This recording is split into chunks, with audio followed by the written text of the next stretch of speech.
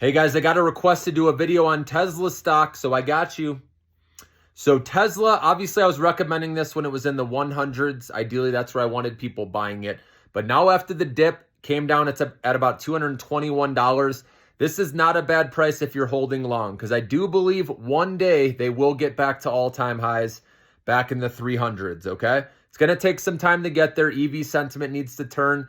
Obviously, people are nervous about the election too.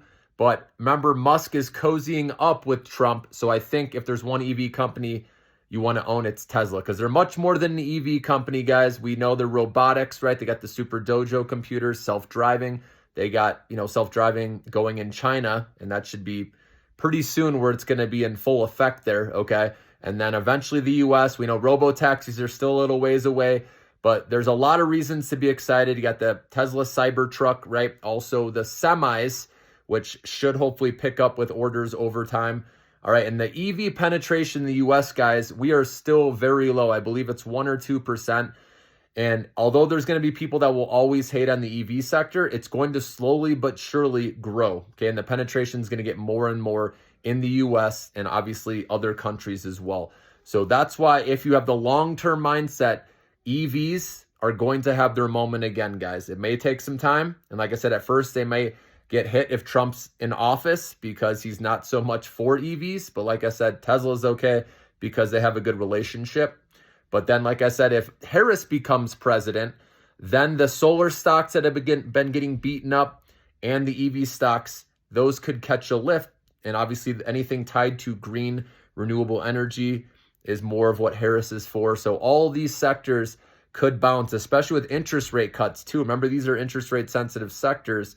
And so if you get a Harris win plus more interest rate cuts and the economy holds up, then these sectors are going to bounce back.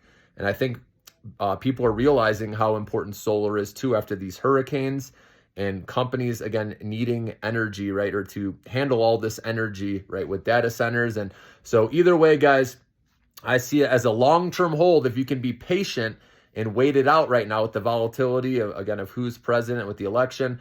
Then I think these stocks eventually will recover one day and you can make some good money. But short term, like I said, you want to see who's president, unless you want to gamble. If you think Harris is going to be president, then you want to be buying those solar stocks and EV stocks now, and the companies tied to that, and green renewable energy. But if you think Trump's going to win, then obviously you're not going to be buying those, right? And you're going to be looking at other areas, okay? Obviously, Bitcoin will do better if Trump is in office. I think it doesn't matter who's in office, but just because Trump and his family have ties to crypto, his two sons are looking to set up a crypto bank. So I can see that doing even better with Trump. And again, Bitcoin is going up, and that's why I've been saying right now the market is pricing in a Trump victory, all right?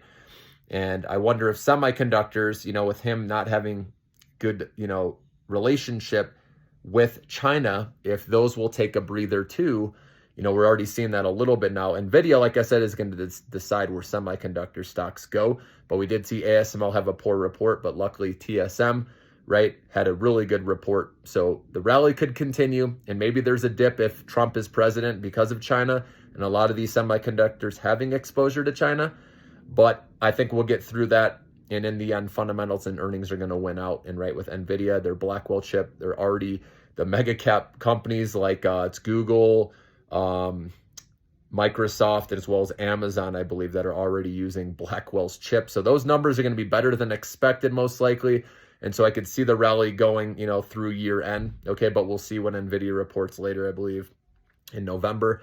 So, but like I said, right now there's going to be a lot of uncertainty, volatility. You just have to be able to handle that. But I just wanted to point out some of those areas to be aware of, going into the election, okay, and how you want to be thinking here, moving forward.